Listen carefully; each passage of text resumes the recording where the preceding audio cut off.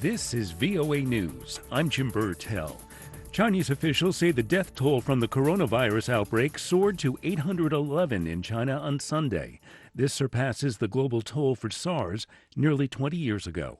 AP's Julie Walker reports. One recent death in China was a 60-year-old American living in the epicenter of the outbreak. Also, more cases were confirmed on a quarantined cruise ship in Japan, and a new cluster was diagnosed at a ski resort in France. The WHO's Dr. Michael Ryan says they're looking at the chain of transmission around the world as a way to learn more about the coronavirus and fight it. Looking at each individual transmission chain across all of the countries so we can link each case to its potential origin and its potential exposure. Meanwhile, China has agreed to allow a WHO-led team into the country to investigate, and they're hoping it will include members of the CDC.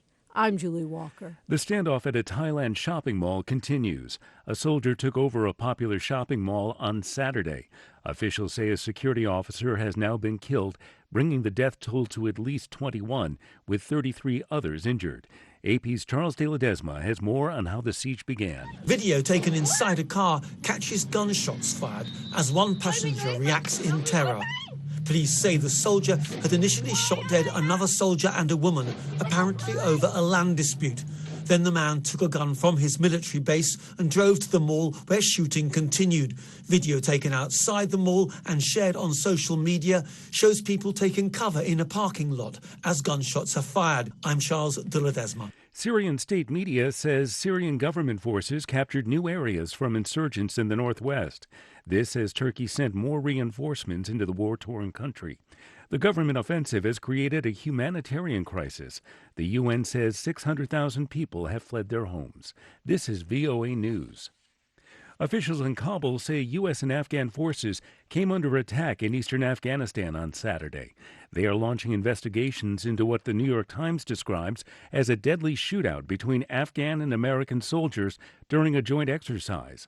The Times, quoting two Afghan officials, reports 5 or 6 American soldiers and 6 Afghan soldiers were killed.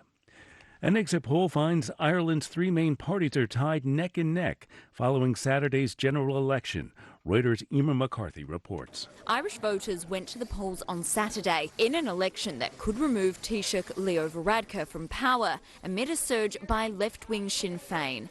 Varadkar cast his ballot in Dublin after campaigning on his own diplomatic successes on Brexit, helping prevent a hard border on the island. But the strategy appears to have fallen flat amid domestic issues such as healthcare and housing, which have seen a swing by voters towards Sinn Féin.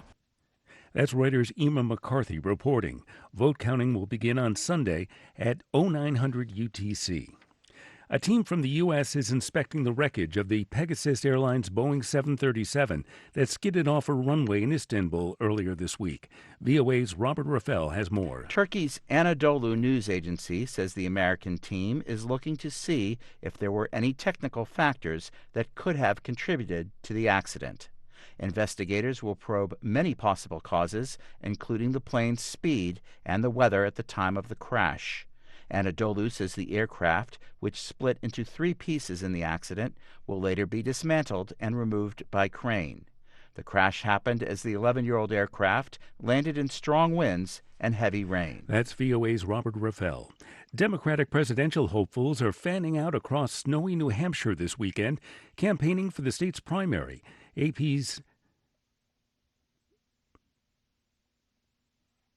This is stop number 2 on the road to picking a challenger to President Donald Trump in November. We get more from Ben Thomas. We can feel how close we are. We can feel the wind at our back. Pete Buttigieg and Bernie Sanders emerged from Iowa in a dead heat. Our ideas are the ideas that the working families, the middle class of this country believe in. Joe Biden is taking aim at both, saying Sanders will drag other Democratic candidates down. Every Democrat will have to carry the label that Senator Sanders has chosen for himself. Not me, he's chosen it.